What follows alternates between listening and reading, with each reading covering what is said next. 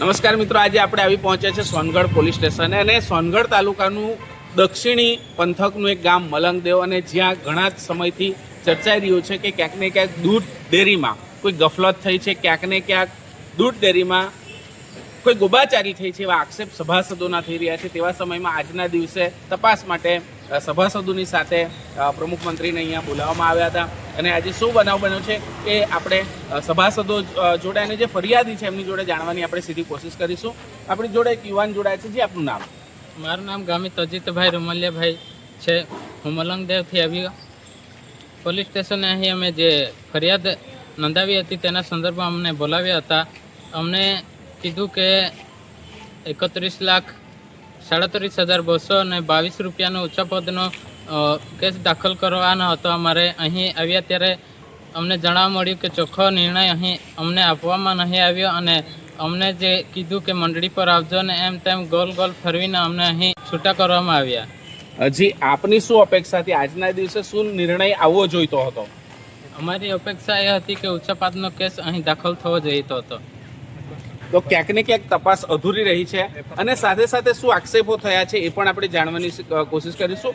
એક સભાસદ છે અને એ સભાસદના નામે અહીંયા કંઈક અમે જોઈ રહ્યા છે, એક સભાસદ છે એમના નામના અહીંયા દૂધના બિલ અહીંયા દેખાઈ રહ્યા છે। આ સભાસદ છે બાજુમાં તમારી ઊભા છે, એમની જોડે શું થયું? એમની જોડે કે લોન લીધી નહીં પણ લોનના પૈસા કાપવામાં આવ્યા પગારમાંથી, હાલમાં ચાલુ છે। બિલકુલ, તો આપણે સીધા એમની જોડે જ વાત કરીશું। જી, તમારું નામ? મારું નામ ધીરુભાઈ કુનિયાભાઈ, ગામિત મલંગદેવ। તમે આવી કોઈ પ્રકારની લોન લીધી હતી? ના લીધી, અને તેમ છતાં તમારા એમાંથી પૈસા કપાય છે? છતાં લોન લીધી નથી તો પણ પૈસા કપાતા છે। તો ક્યાંક ને ક્યાંક ઊંચાપાત થઈ હોય એવા આક્ષેપો સભાસદો દ્વારા કરવામાં આવ્યા છે। સોનગઢ પોલીસ દ્વારા તપાસ ચાલુ છે અને તપાસ માટે કોઈક મુદત પણ આપવામાં આવી છે। કઈ તારીખે તમને પાછા બોલાવવામાં આવ્યા છે? અમને બીજી તારીખે કીધું, ડેરી પર આવવાના એમ કીધું। આપનું નામ? ગામિત શૈલેષભાઈ મંજીભાઈ। શું પ્રશ્ન લઈને આજે આપ સોનગઢ પોલીસ સ્ટેશન અમે આવ્યા? પોલીસ સ્ટેશને મલંગદેવ દૂધ ઉત્પાદક સહકારી મંડળીના કારણસર આવ્યા છીએ અને તારીખ 17/11/2025ના રોજ પોલીસ ફરિયાદ કરી હતી અને આજે અમે અહીં સભાસદો દ્વારા અહીં જવાબ આપવા આવ્યા હતા અને તે લોકોને સામેવાળાને મીડિયા દ્વારા ખબર હતી, તેમ છતાં તેઓ એડવાન્સના પુરાવા કે લેણાના પુરાવા અને રજિસ્ટરો અને કંઈ લાવ્યા નથી અને ઉત્પાદ કરેલ એમ સાબિત થાય છે। તો છતાં અમને પોલીસ દ્વારા કે પછી અન્ય ડેરીઓ દ્વારા, સુમલ ડેરી દ્વારા યોગ્ય નિર્ણય હજુ સુધી અમને આપ્યો નથી અને તારીખ પર તારીખ આપી રહ્યા છે। માટે અમે મીડિયા દ્વારા જાણ કરીએ છીએ કે જે સુમલ ડેરી દ્વારા અમે જાણ કરીએ છીએ કે મીડિયા દ્વારા જાણ કરીએ છીએ કે તેમ સભાસદોને વહેલી તકે યોગ્ય ન્યાય મળે અને વહીવટદાર લગાવી સભાસદોને ન્યાય અપાવી એવી અમારી નમ્ર વિનંતી છે। મલંગદેવ દૂધ મંડળી દ્વારા જો દૂધ ચોરી કરતાં પકડાય છે, વિડીયો દ્વારા પકડાય છે, તો છતાં કમિટી દ્વારા કોઈ યોગ્ય પગલાં લેતા નથી અને કમિટીઓ બેદરકારી રાખી રહ્યા છે।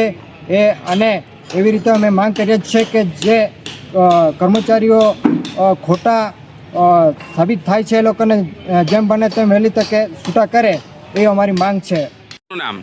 મારું નામ ઇબલિયાભાઈ અખાતિયાભાઈ, ગામિત, ગામ મલંગદેવ, તાલુકો સોનગઢ, જિલ્લા તાપીનો રહીશ છું। જી, શું આપની માંગ હવે છેલ્લે? અમારી માંગ એ છે કે હવે 17/12/2025ના રોજ અમે પોલીસ સ્ટેશનની અંદર ફરિયાદ કરી, એમાં અમને આજે 30 તારીખે બોલાવ્યા અને પ્રમુખ મંત્રીને બી બોલાવ્યા, તો એ છતાં એ લોકો જે પેમેન્ટ લેના, દૂધ હિસાબ લેના, એ કુલ મળીને 31,37,222 રૂપિયા છે। એનો કંઈ એ લોકોએ રિપોર્ટ લાવ્યા નથી અને હજુ બીજી 2/1/2026ના રોજે એ લોકોએ એવું કીધું કે ડેરી પર આવો અને અમે તમને રિપોર્ટ આપીશું। જ્યારે પછી એમાં નીકળશે કે લેણા ના હોય તો અમે લેખિતમાં આપીશું એવો જવાબ આપ્યો।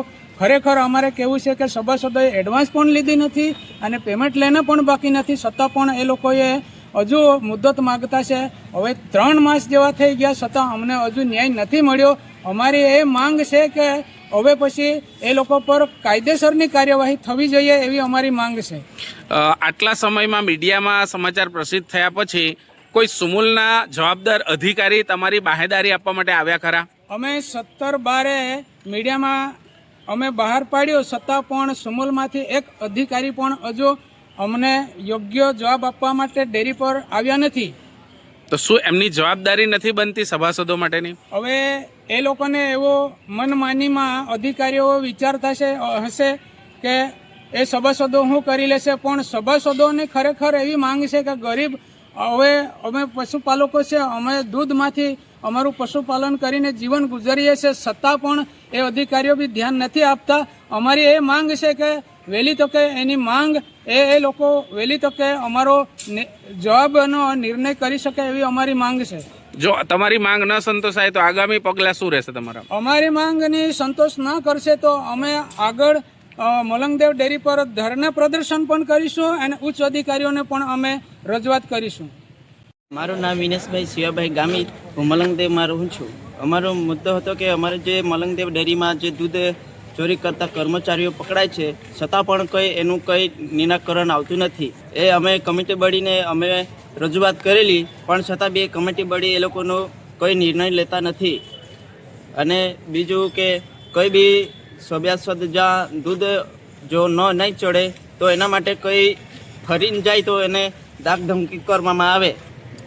આજે આટલો બધો કિસ્સો બન્યો, મીડિયામાં આવ્યો, પ્રિન્ટ મીડિયામાં આવ્યો, એના પછી કોઈ ઉપલી કક્ષાએ ડેરી સુમુલ ડેરીમાંથી કોઈ અધિકારીઓ આવ્યા કે કેમ? હજી સુધી કોઈ નક્કર પગલાં લેવામાં આવ્યા કે કેમ? ના, તપાસ ચાલુ છે પણ નિરાકરણ ચોક્કસથી આવ્યું નથી. 31 લાખ જેટલી માતબર રકમનું અહીંયા ક્યાંક ને ક્યાંક ઉચાપત થઈ છે એવા આક્ષેપો સભાસદો દ્વારા, ને એક નહીં ઘણા બધા ગ્રામજનો અહીંયા પાછળ દેખાય છે. મોટી સંખ્યામાં બહેનો પણ આવ્યા છે અને બહેનો પણ એ ફરિયાદ લઈને અહીંયા આવ્યા છે.